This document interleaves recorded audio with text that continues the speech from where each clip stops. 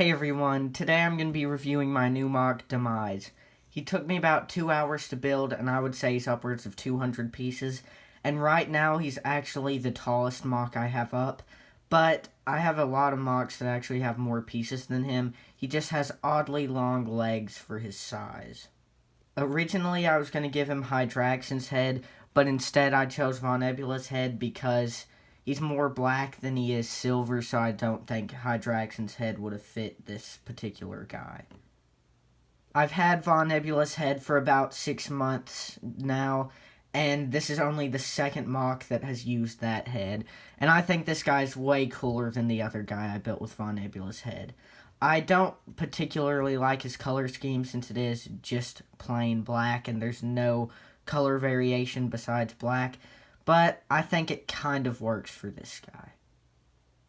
Here's just a quick size comparison. You can see that Demise is taller than Phantom Knight, and right now the Phantom Knight is my current tallest MOC. So now Demise is a little bit taller, so he takes that role.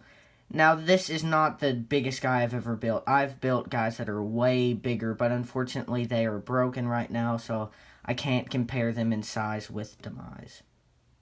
For this review, I'll go ahead and just start off with the legs.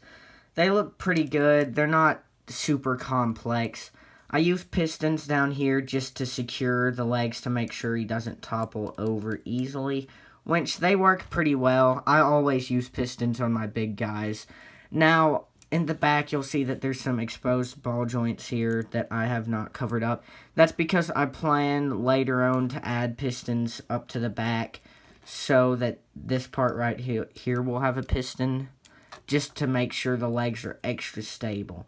Because I don't want him to be moving all around while I'm animating with him. I just want him to be able to stand up pretty easily, which he's already, actually I would say, very balanced.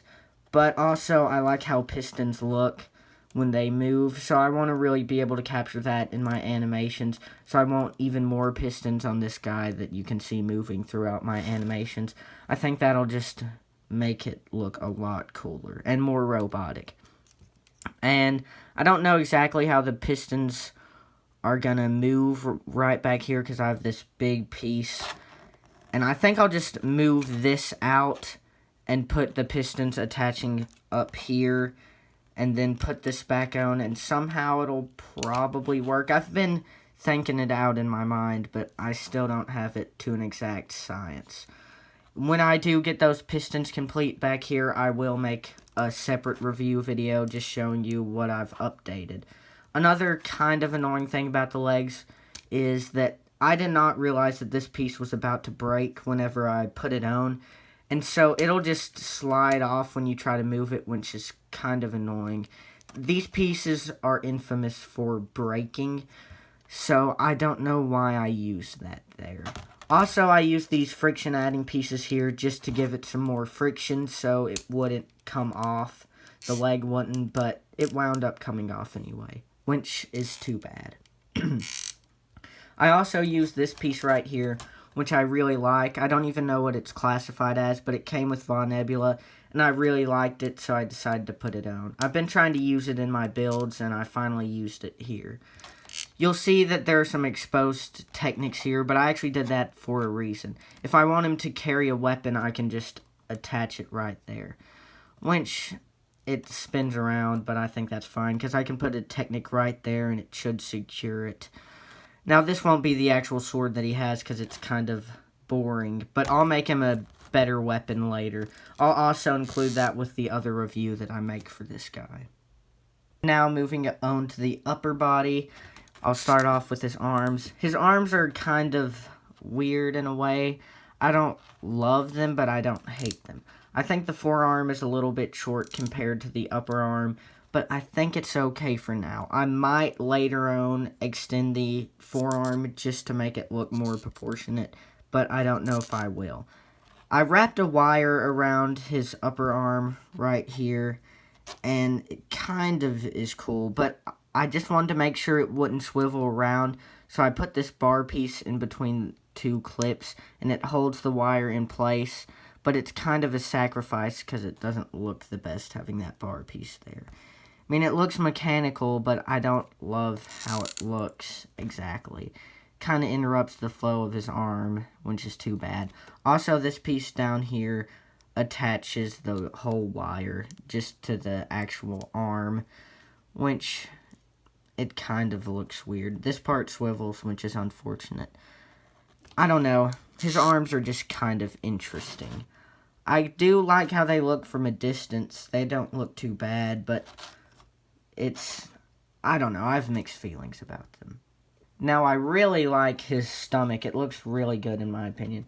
I like this Bionicle shoe piece that I used for the body. It looks pretty good. And then I like this CCBS chest plate that I used. It looks good, too. I like the wires that I used here. They're Lego whips. They look pretty good. But they kind of pull that red Technic out, which I don't like seeing the slight red right there. I like this Lego slope I used here. It kind of completes the shaping of the upper body. It looks pretty good. I like this Bionicle shoe piece that I used here. I used 3 shoes on the body. That's kind of odd. Bionicle just has so many good shoe pieces that you can use for armor that really make the MOCs look good. And turning him around back, just taking this shell piece off, you can see that his back is super simple. And I might upgrade just the overall look of the back later on. That's pretty much all for the body, though. Now, moving on to the head, I used Von Nebula's head from 1.0 of Hero Factory, which I think it actually looks pretty good on this guy. I thought about using Tuma's head from Bionicle, but I realized this wasn't really his type of build. I slightly upgraded Von Nebula's exact head from 1.0. I just put these spike pieces there, and it kind of looks pretty cool. I thought about just using standard Von Nebula's head, just with nothing on it, but that didn't quite fit, in my opinion. I like it a lot better with these spike pieces on it. I just think it looks really cool. I always liked Von Nebula from 1.0, but I never got him until about 6 months ago. And I'm glad I did because I like a lot of his pieces. I didn't use a standard CCBS neck for this guy. I actually made one out of Technics, which looks pretty good. I used a gear piece in the middle, which kind of looks like a vertebrae. It looks pretty cool. It can move decently well. It kind of has a little bit of restriction from side to side, but I don't think it's too bad. I really like the usage of his head on this guy. I think this will probably be one of the last Von Nebula builds I do, though, because I really like his head, but I don't like it at the same time because it's kind of small compared to a lot of the other heads I have. And so I kind of like making big guys now, and his head wouldn't fit a guy that's probably like 2 times bigger than this guy. So this might be one of the last Von Nebula builds that I do. Well, I hope you enjoyed this video. Please check out some of my other reviews. Please like, subscribe, and comment down below. Oh, and one last thing. Over the next few months, I'm going to be making a body for the heads that you see before you. I'm going to be making an upgraded Tuma, Hydraxin, Maxilos, and an upgraded Vizon. Now, this is a pretty customized Vizon head. It took me a few minutes to actually come up with the build. I hope you'll look forward to the upcoming builds that are coming soon.